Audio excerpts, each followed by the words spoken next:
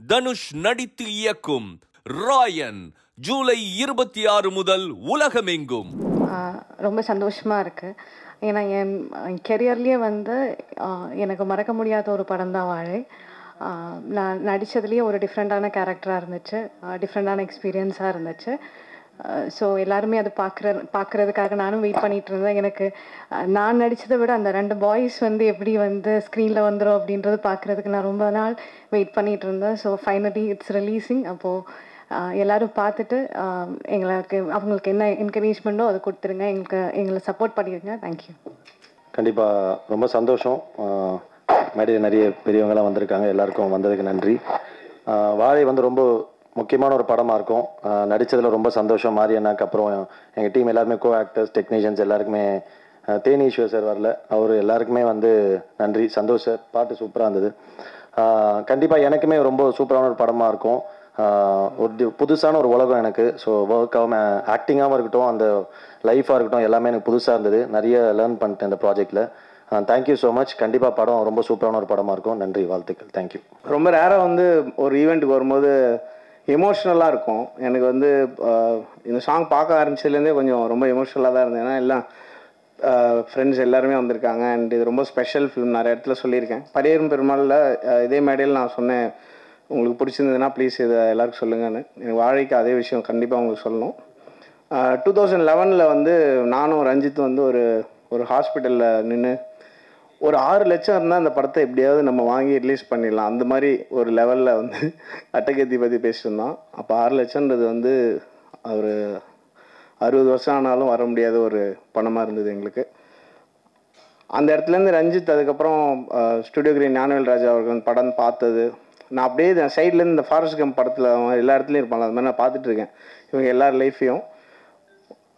கபாலி கபாலி வந்தப்போ எனக்கு கால் பண்ணி சொன்னார், எனக்கு என்ன படம்னே புரியல. அப்படியே மாமே சரி சரி அப்படின்னா, அப்புறம் கொஞ்ச நேரம் கழிச்சு தான் புரிஞ்சுது ரஜினி சாரோட படம் பண்ணுறாருன்னு சொல்லி. அப்போ தானு சாரும் அதில் பயங்கரமாக சப்போர்ட் பண்ணாங்க. அந்த படம் பண்ணும்போது என்கிட்ட சொன்னார் ரஞ்சித், மாமே உன்னோட டீமெல்லாம் விட்டுறாத, புதுசாக நீ பாட்டு ஆள் கூட்டு வந்துடாத, நீ நீ எப்பயுமே ஒர்க் பண்ணுறவங்களோட ஒர்க் பண்ணு அப்படின்னு சொல்லி சொன்னால் ரொம்ப நான் யூஸ்வலாக அப்படி இருக்கணும்னு தான் ஆசைப்பட்டேன். எனக்கு சொல்லும்போது ரொம்ப எமோஷ்னலாக இருந்தது. நீங்கள் நம்ம கட்டி பிடிச்சி தேங்க்யூ ரஞ்சித், எனக்கே எப்படி கேட்குறதுன்னு தெரியல அப்படின்னு சொன்னேன். ஸோ அங்கேருந்து அதுக்கப்புறம் பரியரும் பெருமாள் வரும்போது, மாமே இந்த மாதிரி படம் இருக்குது நீ பார்க்குறியான்னு சொல்லி மாறி அனுப்பிச்சாங்க. மாறிட்ட நான் பேசும்போது எனக்கு இது நம்ப முடியாத அளவுக்கு ரொம்ப செமையாக இருந்தது. நான் சொன்னேன், நான் ஒரு பாட்டு பண்ணித்தரேன், நீங்கள் அப்புறம் கொஞ்சமாவது ஷூட் பண்ணிவிட்டு வாங்க, அதுக்கப்புறம் நம்ம பார்க்கலாம் அப்படின்னு சொன்னேன். அப்புறம் ஷூட் பண்ணிட்டு வந்தோன்னே அப்போ தான் நான் ராம் சாருக்கு ஃபோன் பண்ணி டார்ச்சர் பண்ண ஆரம்பித்தேன். அவர் ஃபோன் பண்ணி சார் பயங்கரமாக இருக்குது சார், நான் கூப்பிட்டு இருந்தேன். பரியரும் பெருமாள் வந்தப்போ ஒரு பிஆர் ஏஜென்சி மாதிரி ஆகிட்டேன் நானே. எனக்கு என்னோட அந்த ஆர்ட் ஃபார்ம் ரொம்ப என்னை ஹிட் பண்ணதுனால நான் எல்லாருக்கிட்டையும் சொல்ல ஆரம்பித்தேன். அண்ட் அது ஒரு பொலிட்டிக்கல் சேஞ்ச் க்ரியேட் பண்ணிச்சுன்னு நான் நம்புகிறேன். அந்த படம் அந்த படம் நல்லா இருக்குன்னு சொல்லிடணுன்ற கட்டாயத்துக்கே வந்துட்டாங்க. அந்த அளவுக்கு ஒரு மிகப்பெரிய பொலிட்டிக்கல் சேஞ்ச் க்ரியேட் ஆச்சு. அதுக்கப்புறம் அந்த படம் ரிலீஸ் ஒரு 4 ஃப்ரேம்ஸில் ஒரு ஷோ நடந்தது. ராம் சார் தெரியும், நாங்கள் மேலே அந்த ப்ரொஜெக்டர் ஏரியாவில் நின்று நாங்கள் 2 பேரும் அழுகிறோம். அந்த படத்துக்கு நல்ல ரெஸ்பான்ஸ் வந்துருச்சு அப்படின்னு சொல்லி அங்கே எல்லாம் ஆடியன்ஸ் எல்லாம் பயங்கரமாக ரியாக்ட் பண்ணுறாங்க. அந்த ஷோவில்னோடனே பயங்கரமாக ஃபீல் பண்ணி அழுது. அப்புறம் நாங்கள் கீழே ரஞ்சித் வேறு யாராலுமே இதை ப்ரொடியூஸே பண்ணியிருக்க முடியாது அப்படின்னு சொல்லி, இது வந்துருமாமே தேட்டரில் எல்லாம் கேட்டார் என்கிட்ட, கண்டிப்பாக வரும், பயங்கரமாக போகும் அப்படிலாம் சொல்லிட்டு இருந்தோம். அதுக்கப்புறம் இன்றைக்கி திவ்யா ஸ்டேஜ் ஏறும்போது I think I really got very emotional. அது என்னவோ தெரியல, அவங்க மாறி அங்கேருந்து அந்த படம் ப்ரொடியூஸ் பண்ணி ரஞ்சித் அவருக்கு ப்ரொடியூஸ் பண்ணி, அதுக்கப்புறம் மாறி நல்லா அவர் சூப்பராக அவருக்கு பிடிச்ச படங்களை சூப்பராக க்ரியேட் பண்ணி எல்லாத்தையும் அவரே ஃபேஸ் பண்ணி அவர் சொன்ன மாதிரி தான் ஏகப்பட்ட மலை, நான் ஒரு 20 மலை இப்போ ஏறுறது பார்த்துருக்கேன். அவர் அதெல்லாம் ப்ரொடியூஸ் பண்ணி அதுக்கப்புறம் அதெல்லாம் டீல் பண்ணி அப்புறம் இப்போ ஒரு ப்ரொடியூசராக அவங்க ஃபேமிலியாகவே எல்லோரும் இங்கே அது பண்ணுறதுன்றது it's an amazing achievement. Ranjith, Mari, Ram sir, Thanu sir எல்லாரும் so thankful to you all. And ரொம்ப நான் விஷ் பண்ணணும்னு நினைக்கிறேன் மனசார. அண்டு இதனால் என்ன ஆகுதுன்னா, எங்கள் எல்லாருக்குமே it's a very big responsibility. நம்ம சொல்கிற விஷயங்களை நிறைய பேருக்கு ரீச் பண்ணக்கூடிய ஒரு மிகப்பெரிய பவர் இருக்குது. கொஞ்ச நாள் முன்னாடி கூட அது சுத்தமாக இல்லாமல் இருந்தது. ஸோ அது எல்லாருமே அதை ரெஸ்பான்சிபிளாக நாங்கள் யூஸ் பண்ணி I think we can take art form forward. உங்களுக்கு ரொம்ப பிடிச்ச படைப்புகள் வந்து கொடுக்கலாம் அப்படின்னு நான் நம்புகிறேன். வாழை வந்து நான் பரியரும் பெருமாளுக்கு சொன்னது தான் சொல்லணும்னு ஆசைப்பட்றேன். நான் was blown away by the film. எனக்கு வந்து தமிழில் டாப் 5 மூவிஸ் ஆஃப் ஆல் டைமில் வாழை டெஃபினெட்லாக எனக்கு பர்சனலி எனக்கு இருக்கும். அது உங்களுக்கும் அப்படி ஃபீல் ஆச்சுன்னா தயவு செஞ்சு நிறைய பேருக்கு பேசுங்க. இது வந்து திருப்பியும் ஃபஸ்ட் படம் தான். எங்களை மாதிரி ஃபில்ம் மேக்கர்ஸ் டெக்னீஷியன்ஸ்க்கு வந்து எல்லா படமும் ஃபஸ்ட் படம் தான். எந்த படத்தில் வேணால் டோட்டலாக அவுட் ஆகலாம். ஸோ நீங்கள் தயவு செஞ்சு உங்களுக்கு பிடிச்சிருந்ததுன்னா பயங்கரமாக ஸ்ப்ரெட் பண்ணுங்கள் இந்த உங்களுக்கு எந்த அளவுக்கு பிடிச்சிருந்தது. அண்ட் ரொம்ப தேங்க்ஸ். 50 படம் வந்து ரிலீஸ் ஆகிருக்கு. I am so happy that this is the first stage.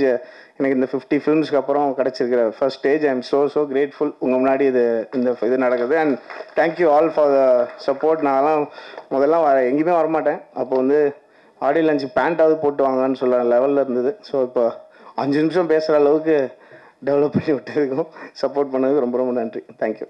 உண்மையிலே வந்து தயாரிப்பாளர் கிடைக்காம தன்னுடைய கதையை தேடிட்டு அழிஞ்சிட்டு இருந்தேன் மாரி செல்வராஜ் எனக்கு தயாரிப்பாளராகவே உயர்ந்திருக்கிறது வந்து ரொம்ப சந்தோஷம். அண்டு எந்த கதையெல்லாம் தயாரிக்க முடியாது, தயாரிப்பு இல்லை தயாரிப்பாளர் கிடைக்க மாட்டாங்கன்னு சொல்லிட்டு பயந்திருந்த சூழலில் பரியரும் பெருமாள் அப்படின்ற ஒரு கதையோட அடர்த்தியோட தன்னுடைய படைப்பை இந்த சமூகத்துக்கு கொடுத்து அந்த வெற்றிலிருந்து தொடங்கிய இன்றைக்கி வந்து வாழைன்னு சொல்லிட்டு தன்னுடைய என்ன சொல்ல தனக்கு விருப்பமான ஒரு சினிமாவை எந்த காம்ப்ரமைஸும் இல்லாமல் எடுத்திருப்பான் அப்படின்னு நான் நம்புகிறேன். நான் தனக்கு விருப்பமான ஒரு சினிமாவை எடுப்பதற்கு உந்துதலாக இருந்த விஜய் டிவிக்கு வந்து ஹாட்ஸ்டாருக்கு வந்து என்னுடைய மிகப்பெரிய நன்றியை நான் தெரிவிச்சுக்கிறேன். அண்ட் ரொம்ப முக்கியமான விஷயமா நான் பார்க்குறேன், இந்த மாதிரியான படைப்புகளுக்கு தயாரிப்பாளர் கிடைக்கிறது ரொம்ப கஷ்டம். படம் எடுத்துட்டா படம் வாங்குறதும் ரொம்ப கஷ்டம். இன்றைக்கி வாங்குறதுக்கு பெருசாக யாருமே இல்லை. ஏன்னா ஓடிடி பிளாட்ஃபார்ம்ஸ் வந்து ஓப்பன் ஆனவுடனே சின்ன படங்களுக்கு நிறைய மரியாதை இருந்தது. சின்ன படங்களை வந்து ரொம்ப கவனிச்சாங்க, சின்ன படங்களை வாங்க விரும்பினாங்க. கண்டென்ட் ஓரியன்ட் மூவியை வந்து வாங்குறதுல ஒரு போட்டி இருந்தது. இன்றைக்கி அப்படிலாம் இல்லை. கண்டென்ட்டாகவே தூக்கி வைக்கிற இடத்துக்கு வந்து போயிட்டாங்க. எல்லா பெரிய நிறுவனங்களுமே அப்படி ஒரு சூழலுக்கு வந்துட்டாங்க. சின்ன படங்களை விற்கிறது வந்து ஒரு பெரிய சவால் இருக்குது. தயாரிப்பாளர்களுக்கு வந்து ரொம்ப மோசமான ஒரு காலகட்டமாக இது நிகழ்ந்துட்டுருக்கு. ஸோ இது எப்படி மாறும்னு தெரில. ஆனால் அந்த வகையில் வந்து மாரி செல்வராஜ் தப்பிச்சிட்டான்னு நினைக்கிறேன். இந்த படத்தை வந்து ஹாட் ஸ்டாரே தயாரித்ததுனால அந்த டிஜிட்டல் விற்கிறதுல அவனுக்கு எந்த பிரச்சனையும் இல்லாமல் போயிடுச்சு. ஸோ டிவி ரைட்ஸும் வந்து ஈஸியாக விற்றுருவான் அப்படின்னு நான் நினைக்கிறேன். ஸோ தயாரிப்பெல்லாம் இருக்கிறதுல எனக்கு இருக்கிற பிரச்சனையே நான் இங்கே ஷேர் பண்ணிக்கிறேன்.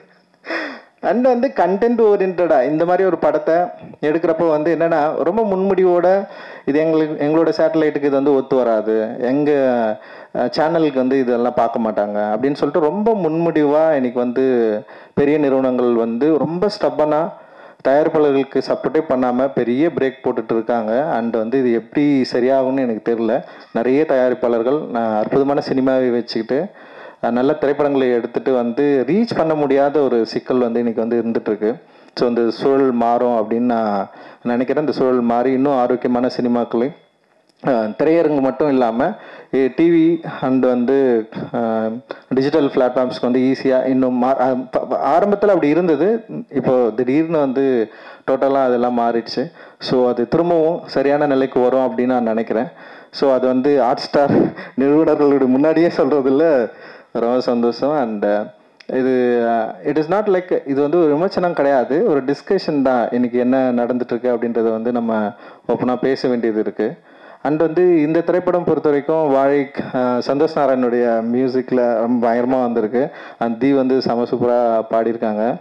அண்டு சந்தோஷ் ரொம்ப நாள் கழிச்சு நான் மீட் பண்ணுறேன். சூப்பர் மாமே, ரொம்ப சந்தோஷம் உன்னை பார்க்குறதில்ல. அண்ட் வந்து வாழை வந்து நிச்சயமாக சந்தோஷ்க்கும் மாரி செல்வராஜுக்கும் இன்னும் நெருக்கமான ஒரு படைப்பாக இருக்கும் அப்படின்னு நான் வந்து நம்புகிறேன். ரொம்ப க்ளோஸான ஒரு படைப்பாக இருக்கும் அப்படின்னு நான் நம்புகிறேன். இது வந்து மக்களுக்கு ரொம்ப பிடிக்கும் அப்படின்னும் எனக்கு வந்து தோணுது. பிகாஸ் ஆஃப் வந்து லைக் சொல்கிறது வாழ்க்கையில் சில பேர் முன்முடிவோடு இருக்கிறாங்க. சில பேரோட வாழ்க்கையில் சில விஷயங்கள் இப்படி தான் இருக்கும் அப்படின்னு சொல்லிட்டு அது அப்படி இல்லை. ஆக்சுவலி எல்லோருடைய வாழ்க்கையிலும் பல சுவாரஸ்யமான சம்பவங்கள் இருக்குது, உணர்வு வச்சுக்கூடிய சம்பவங்கள் இருக்குது. அதை வந்து படைப்பாக்குறப்போ, கதையாக்குறப்போ, அதை வந்து ஆடியன்ஸ் வந்து அதை கனெக்ட் பண்ணிக்கிறப்போ ஒரு பேரனுபவம் நிகழ்கிறதுக்கான வாய்ப்பை திரையரங்குகள் தான் நமக்கு எப்போவுமே உருவாக்கி கொடுத்துருக்கு. ஏன்னா லிமிடேஷன்ஸ் வந்து சமூகத்தில் இருக்குது, லிமிடேஷன் வந்து பெரிய நிறுவனங்கள் கிட்ட இருக்குது. ஆனால் திரையரங்குகள் போகிற வரைக்கும் டிஸ்ட்ரிபியூட்டர்ஸ் கிட்டமே அந்த லிமிடேஷன்ஸ் இருக்குது. ஆனால் ஆடியன்ஸ் கிட்ட அந்த லிமிடேஷன் இல்லைன்னு நான் நினைக்கிறேன். ஆடியன்ஸ் வந்து டெஃபினட்டாக அவங்க வந்து எங்களோட படைப்புகளை அக்செப்ட் பண்ணலைன்னா இவ்வளோ தூரம் நாங்கள் யாருமே வந்திருக்க முடியாது. அவங்க சரியான படைப்புகளை பயங்கரமாக அங்கீகாரம் கொடுத்துருக்குறாங்க. அதனால தான் வந்து ஒரு சின்ன படம் எடுத்தாலும் கூட கூழாங்கல் இயக்குனர் வந்து இந்த மேடையில் உட்காந்துருக்காரு. அண்ட் வந்து அவருக்கு வந்து பெரிய அங்கீகாரம் வந்து உலக அளவில் கிடைச்சாலுமே அவருக்கு சரியான மரியாதை தமிழ் சமூகத்தில் வந்து கொடுக்கப்பட்டிருக்கு. இங்கே திரை உலகத்தில் அவருக்கு வந்து கொடுக்கப்பட்டிருக்கு அப்படின்றது வந்து ரொம்ப முக்கியமானதாக நான் வந்து பார்க்குறேன். அண்ட் மாரி செல்வராஜோடைய வளர்ச்சியில் ராம் சார் வந்து ரொம்ப ரொம்ப முக்கியமானவராக அவன் அடிக்கடி அவன் சொல்லியிருக்கான், நானும் பார்த்துருக்கிறேன். அண்ட் அவருடைய அக்கறை, அவனை உருவாக்கிய விதம், அவனை உருவாக்குவதற்கு அவர் கொடுத்த புத்தகங்கள் அப்படின்றது வந்து ரொம்ப முக்கியமானதாக நான் பார்க்குறேன். ஸோ ஒரு புத்தகம், அப்புறம் சரியான ஆசிரியர் இருந்தால் ஒரு நல்ல மாணவன் உருவாவதற்கு மாரி செல்வராஜ் வந்து ஒரு நல்ல உதாரணம். ஸோ அவர் வந்து தொடர்ந்து நிறைய திரைப்படங்களை இந்த சமூகத்துக்கு பலனளிக்கக்கூடிய திரைப்படங்களை எடுக்கணும் அப்படின்றது வந்து என்னுடைய விருப்பம். அண்ட் நானும் மாரி செல்வம் கூட சேர்ந்து இப்போ பைசன் சொல்லிட்டு ஒரு படம் பண்ணிட்டுருக்கோம். அதுவும் ரொம்ப இன்ட்ரெஸ்டிங்காக வந்துட்டுருக்கு. அண்ட் அதுவுமே வந்து ரொம்ப முக்கியமான திரைப்படமாக மாறத்துக்கான எல்லா வாய்ப்புகளும் இருக்குது. அண்டு எல்லாருக்கும் வாழ்த்துக்கள். மேடையில் இருக்கிற எல்லாருக்கும் என்னுடைய நன்றிகள், மகிழ்ச்சி. சார் சொன்ன மாதிரி இந்த மேடை தான் ஃபஸ்ட் மேடை. ப்ளஸ் நீங்கள் வந்து பெரியர் பெருமாளை கொண்டாடின விதம் தெரியும். அதை பார்த்து என்னோடய கலையை, என்னோடய அரசியலை இந்த மக்கள் எடுத்துகிட்டு கொண்டு போன விதம் வந்து தெரியும். அந்த நம்பிக்கை தான் வந்து அடுத்தடுத்த கர்ணனாக இருக்கட்டும், மாமன்னனாக இருக்கட்டும், வாழையாக இருக்கட்டும், இப்போ எடுத்துகிட்டு இருக்க பைசனாக இருக்கட்டும், இது எல்லாமே முழுக்க என்ன விஷயம் நடந்தாலும் இந்த கதையை ஏற்றுக்கொள்வதற்கான மக்கள் இருக்கிறார்கள் அப்படிங்கிற நம்பிக்கையில் தான் எல்லா கதையுமே எடுத்துக்கிறோம். அப்படி ஒரு அந்த மாதிரியே நம்பிக்கை கொடுத்த பத்திரிகையாளர்களுக்கு முதல்ல என்னோட நன்றி. முதல்ல ஹாட் ஸ்டார் தேங்க்ஸ் சொல்லணும். ஏன்னா இந்த ஸ்கிரிப்டு ஃபஸ்ட்டு நான் சினிமாவுக்கு வந்த உடனே படமெல்லாம்னு சொன்ன உடனே முதல்ல இருந்த ஸ்கிரிப்ட் வாழை தான். ஃபஸ்ட்டு வந்து சின்னதாக இந்த கதையை சொன்னேன் டைரக்டர்கிட்ட, இதை வேணால் எழுதி வைடா அப்படின்னு சொன்னார். அதை எழுதி வச்சு ஒரு சின்ன பட்ஜெட்டில் பண்ணிடலாம் அப்படின்னு சொல்லி 50 லட்ச ரூபா அந்த கூட அந்த படம் பண்ணிடலாம் அப்படிங்கிற முடிவோடு இருந்த படம் தான் வாழை. ஏன்னா இது எடுத்தால் தான் என்னோடய அடுத்த கதைக்கு என்னால் போக முடியும் அப்படின்னு நம்பிக்கிட்டு இருந்தேன். அப்போ அந்த அறிவுக்கு நான் அப்படி நம்பிக்கிட்டு இருந்தேன். இது எடுக்காமல் நம்மளால் அடுத்த படத்தை எடுக்கவே முடியாது. ஏன்னா இது அவ்வளோ பாதிப்பை ஏற்படுத்தின ஒரு கதை எனக்கு. அதில் அப்போ காலப்போக்கில் வந்து என்ன ஆகி போச்சுன்னா, நான் நிறைய வாசிக்க ஆரம்பித்தேன், நிறைய படங்கள் பார்க்க ஆரம்பித்த உடனே எனக்கு தெரிஞ்சு இதை வந்து நம்ம வந்து கஷ்டப்பட்டு எடுக்கக்கூடாது, இது நல்லா எடுக்கணும், நம்ம வந்து அடித்து பிடிச்சி எடுக்கக்கூடாது, இந்த வாழையை வந்து மிக சரியானதாக டைம் கிடைக்கும் போது எடுக்கணும் அப்படின்னு முடிவு பண்ணிட்டு தான் தள்ளி வச்சுட்டு பெரியர் பெருமாள் எழுத ஆரம்பித்தேன். பெரியர் பெருமாள் அப்போ இதே அளவுக்கு பெயின்னுள்ள கதை எழுதுவோம் தனியாக அப்படின்ட்டு பெரியர் பெருமாள் எழுத ஆரம்பித்தேன். பெரியர் பெருமாள் வந்து என்னோடய ஜேர்னி ஸ்டார்ட் ஆகிடுச்சு. இப்போது இந்த கதை என்ன பண்ணுறது உள்ளுக்குள்ளே அழுத்திக்கிட்டே இருந்துச்சு. பெரியர் பெருமாள் ரிலீஸ் ஆச்சு, கர்ணன் ரிலீஸ் ஆச்சு, மாமன்னன் ரிலீஸ் ஆச்சு. மாமன்னன் எழுதி முடிச்சிட்டேன். அப்புறம் வந்து இந்த வாழை என்ன பண்ணுறதுன்னு வச்சுட்டு இருக்கும்போது நரன் ஒரு நாள் வீட்டுக்கு வந்த ஆஃபீஸ்க்கு வந்தார். சும்மா பேசிகிட்டு இருக்கும்போது இந்த மாதிரி ஏதாவது பண்ணுங்க அப்படின்னு சொல்லும்போது நான் வாழை கதையை சொன்னேன். நீங்கள் இவ்வளோ பிஸியில் எப்படி பண்ணுவீங்கன்னு கேட்கும்போது நான் ஏதாவது கேப்பில் நான் வந்து பண்ணிவிடுவேன். இது எனக்கு இது கதையும் தேவையில்லை, ஸ்கிரிப்ட் புக்கும் தேவையில்லை, எதுவுமே தேவையில்லை, நீங்கள் ஓகே சொன்னால் நான் பண்ணிவிடுவேன் போய் அப்படின்னு சொல்லி அப்படி தான் வாழை வந்து ஸ்டார்ட் ஆச்சு. உடனே ஹாட் ஸ்டார் பேசினாங்க. அந்த கதையை கேட்ட அடுத்த நிமிஷமே நம்ம பண்ணுறோம் சார்னு சொல்லிட்டாங்க. நான் மாமன்னன் ஷூட்டிங்கில் இருந்தப்போ மாமன்னன் கேப்பில் அந்த படத்தை நான் வந்து மாமன்னன் ரிலீஸ் ஆக முன்னாடி இந்த படம் பண்ணி முடிச்சிட்டோம். நிச்சயமாக இந்த ஃபங்க்ஷன் வைக்கிறதுக்கு முதல் ரீசன் காரணம் என்னென்னா, ஃபஸ்ட் சிங்கிள் சும்மா சாதாரணமாக ரிலீஸ் பண்ணிடலாம். என்னோடய பசங்களுக்காக தான் அந்த ஃபங்க்ஷன் வைக்கிறேன். என்னோடய பசங்கன்னா பொன்வேலுக்கும் ராகுலுக்கும் தான் இந்த ஃபங்க்ஷன் வைக்கிறது. ஏன்னா அவனுங்க சின்ன பையனாக இருந்தாங்க இந்த படம் எடுக்கும்போது. இப்போ வளர்ந்துட்டானுங்க. பைசன் எடுக்க ஷூட்டிங் போயிருக்கேன். ஜூனியர் பாம்போல் நின்றுட்டுருக்கானுங்க. நீ என்ன பண்ணிக்கிட்டு இருக்க?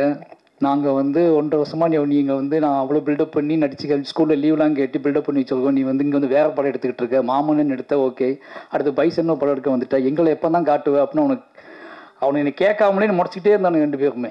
சரி சீக்கிரமாக ஏதாவது பண்ணிவிடுவோன்னு சொல்லிட்டு தான் அந்த ரிலீஸு. அப்போது அந்த ஸ்டேஜ் ஒன்று போட்டு அவனுங்க இதுக்கப்புறம் நிறைய லீவ் கேட்போம்ல ஸ்கூல்லலாம், அதுக்கெலாம் எவிடன்ஸ் ஒன்று க்ரியேட் பண்ணணும் அப்படிங்கிறதுக்காக தான் அந்த ஃபங்க்ஷன். அதனால் ஃபஸ்ட் சிங்கிள் சும்மா சாதாரணமாக ரிலீஸ் பண்ணதுக்கு பதிலாக அவங்கள வச்சு ரிலீஸ் பண்ணுவோம் அப்படின்னு பிளான் பண்ணி தான் ரிலீஸ் பண்ணோம். அதனால் ஹாட் ஸ்டாருக்கு ரொம்ப நன்றி. என்னை ரொம்ப பிலீவ் பண்ணாங்க. ஏன்னா ஒரு படம் நான் ஷூட்டிங் போயிட்டு இருக்கும்போது அடுத்தடுத்த என்னோட கமிட்மெண்ட் அவங்களுக்கு எல்லாமே தெரியும். அதனால் வந்து இது எப்போ பண்ணுவார்லாம் யோசிக்காமல் நான் கேட்கணும் காசு கொடுத்தாங்க. போய் இந்த படத்தை நான் முடிச்சுட்டு வந்துட்டேன். இதுக்கப்புறம் இவ்வளோ கேப்பில் எனக்காக வெயிட் பண்ணுறாங்க.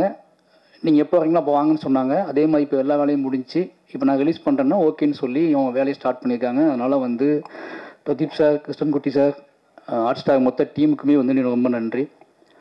மெயினாக வந்து நான் படத்தை பற்றி பேச வேண்டாம், ஏன்னா அது ஃபஸ்ட் சிங்கிள் தான், நிறைய விஷயங்கள் இருக்குது. மெயினாக எனக்கு நான் பிலீவ் பண்ணுற விஷயம் ஒன்று தான். நான் ஒர்க் பண்ண எல்லாருமே இங்கே இருக்காங்க. ரஞ்சித் அண்ணா இருக்கார், அவர் கூட இப்போ நான் அடுத்த படம் பண்ணிக்கிட்டு இருக்கேன். அப்போ தானு சார் இருக்கார், அவர் கூட எனக்கு கமிட்மெண்ட் இருக்குது, படம் பண்ணுறேன். அதுக்கு அடுத்து மூர்த்தி சார் இருக்கார், ரெட் ஜெயிண்டு, அவங்க கூட ஒரு படம் பண்ணுறேன், கமிட்மெண்ட் இருக்குது. இது ஏன் சொல்கிறேன் அப்படின்னா, நான் என்னவா இருக்கேன் சினிமாவுக்குள்ள, இதுவே எனக்கு பயங்கர திருப்தியாக இருக்குது. என் கூட ஒர்க் பண்ணவங்க என்னோட உழைப்பையும் என்னோட அரசியலையும் என்னோட சினிமா கலையின் மீது எனக்கு இருக்க விஷயத்தையும் புரிஞ்சுக்கிட்டு என்னை அரவணைச்சு அவங்க கொண்டு போயிட்டு இருக்காங்க. இந்த 4 பேர், இந்த 3 ப்ரொடியூசரும் இவங்க கூட இருந்து என்னை ஒரு ப்ரொடியூசராக பார்க்குறதும் சந்தோஷப்படுறதுமே முக்கியமான விஷயம். அடுத்தடுத்து அவங்க கூட ட்ராவல் பண்ணுறேன். அவங்க 3 பேர்த்துக்குமே ரொம்ப நன்றி. அடுத்து வந்து என்ன சொல்கிறது, என்னோடய இயக்குனர் ரஞ்சிதன் அடிக்கடி சொல்லிட்டே இருப்பேன், எல்லாத்தையும் சொல்லிட்டே இருப்பேன். உனக்கு ஏன் இவ்வளோ பதட்டம், உனக்கு ஏன் இவ்வளோ சிக்கல், ஏன் இவ்வளோ டென்ஷன் ஆக, 4வது படம் வந்துட்டுலாம் பார்த்து பண்ணலாம்னு சொல்கிறது. இப்போ கூட உதடு ஒட்டாமிச்சுக்க தான் பேச கூப்பிடுறாங்க. நான் நிறைய ஃபங்க்ஷனில் உதடு ஒட்டினாலே கான்ட்ரவர்ஷியலாக பேசி மாட்டியிருக்கேன்.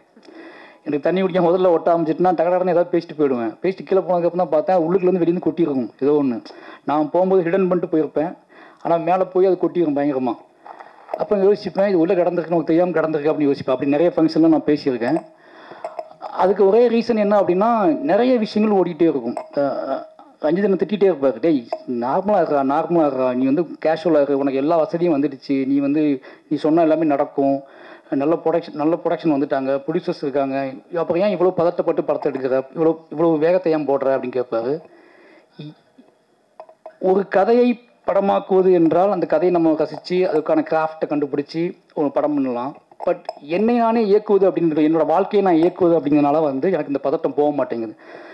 நான் கிரியேட் பண்ணுற எல்லா கேரக்டர்ஸுமே என் வாழ்க்கையில் பார்த்த மனிதர்களாக இருக்காங்க. அவங்க இன்னும் வாழ்ந்துக்கிட்டு இருக்காங்க. அவங்க ஏதோ மூலையிலேருந்து நீ பார்த்துக்கிட்டு இருக்காங்க. அவங்க என்னை வந்து இவன் எப்படி மாறிக்கிட்டு இருக்கான், என்னவா ஆகிக்கிட்டு இருக்கான், அவன் என்ன பேசுகிறான், இவன் பேசுகிறது எவ்வளோ உண்மை இருக்குது, எவ்வளோ பொய் இருக்குது, இவன் பேசுகிறத ஏற்றுக்கலாமா, நம்பலாமா, வேண்டாமான்னு சொல்லிட்டு அவங்க கண்காணிச்சிட்டே இருக்காங்க. அதனாலேயே எனக்கு அந்த பதட்டம் வந்துகிட்டே இருக்குது. அது மட்டும் இல்லாமல் எனக்கு ஒரு கடமையும் இருக்குது. இப்போ இந்த மேடை எனக்கு ரொம்பவே மகிழ்ச்சியான மேடைக்கான காரணம் என்ன அப்படின்னா, இந்த ராகுலும் பொன்வேலும் இந்த மேடையில் இருக்கிறது தான். ஏன்னா இந்த வயசில் நான் எப்படி இருந்தேன்னு தெரியும். என் ஊரில் என் சொந்த அக்கா பசங்க தான் அவங்கள, என்னோட அக்கா பையன் ஒருத்தர் மாமா பையன், இந்த 2 பேரும் இந்த வயசில் நான் என்னவா இருந்தேன்னு எனக்கு தெரியும். இவங்களுக்கு அங்கேருந்து கூட்டிகிட்டு வந்து இந்த மேடையில் உட்கார வச்சுட்டேன் அப்படின்னு ஒன்று இருக்குல்ல, இவனுங்க வழி தவறி போக மாட்டானுங்க. இனிமேல் இவனுங்க இந்த சினிமா, இந்த கலையின் வழியாக இந்த உலகத்தை நல்லா புரிஞ்சுக்குவானுங்க, இந்த கலையின் வழியாக அவனுங்க திசை மாறாமல் இருப்பானுங்க அப்படிங்கிற ஒரு பெரிய சந்தோஷம். ஏன்னா திருநெல்வேலி எப்படி இருக்குன்னு உங்களுக்கு நல்லா தெரியும். அந்த மாதிரி ஒரு ஊர்லேருந்து அவங்களை கூட்டி வந்துட்டேங்க. இவங்களை வச்சு மற்ற பசங்கள்லாம் எப்படி ஆவானுங்க, இந்த பசங்களை பார்த்து மற்ற பசங்கள்லாம் என் ஊருக்குள்ளே முதல்ல ஒரு கலை உள்ள நுழைய போகுது அப்படிங்கிற பெரிய சந்தோஷம் வந்து எனக்கு இப்போ வந்து அதுதான், அந்த உணர்ச்சி தான் எனக்கு பயங்கரமாக இருக்குது. ஏன்னா அவனுக்கு மண்டைக்கு அது ஓடிக்கிட்டே இருக்கும். இதுக்கப்புறம் அவனுங்களுக்கு பேசுறது, நம்ம படத்தை நடிச்சிட்டோம், நம்ம இதெல்லாம் பண்ணக்கூடாது, இதெல்லாம் பேசக்கூடாது அப்படின்னு சில ரெஸ்பான்சிபிலிட்டிலாம் வரும். ஏன்னா அந்த வயசில் நான் எவ்வளோ மூர்க்கமாக இருந்தேன்னு எனக்கு தெரியும். எவ்வளோ என் மண்டையில் தோன்ற விஷயத்துக்கெல்லாம் வந்து என்ன பதில்னு தெரியாமல் நான் பைத்தியம் முடிச்சு அலைஞ்ச வயசில் தான் அவனை உட்காந்துட்டு இருக்கானுங்க. ஆனால் அவனுங்களை நான் வேகமாக ஓடி வந்து முட்டி மோதி ஓடி வந்து அவனுங்களை நான் வந்து உருவாக்குறதுக்கான ஒரு மேடையை கிரியேட் பண்ணிட்டேன் அப்படிங்கிறது ஒரு பெரிய சந்தோஷம். அப்படி ஒரு மேடையை அமைச்சு அப்படி என்னை உருவாக்குன ராம் சாருக்கு தான் ரொம்ப நன்றி சொல்லுவேன். ஏன்னா நீ உன்னோட வேலை வந்து படம் பண்ணி நீ ஜெயிச்சு காசு சம்பாதிக்கிறது இல்லை, நீ ஒரு விக்டிமாவே இருந்திருக்க. அதனால உன்னோட கதையை வந்து நீ எப்போவுமே வந்து அழுத்தம் திருத்தமாக சொல்லிக்கிட்டே இருக்கணும். நீ என்ன ஆனாலும் பரவாயில்ல, எவ்வளோ பின் வாங்கிடாத. உன்னோட கதை அப்படிங்கிறது உனக்கான கதை மட்டுமில்லை, உனக்கு பின்னாடி வரப்போகிற சந்ததியினருக்கான கதை. அதை வந்து எப்பவும் மிஸ் பண்ணாத, நீ என்ன ஆனாலும் மாறிடாதுன்னு சொன்னதுனால தான் முழுக்க நான் அது கூடவே ட்ராவல் பண்ணிக்கிட்டே இருக்கேன்.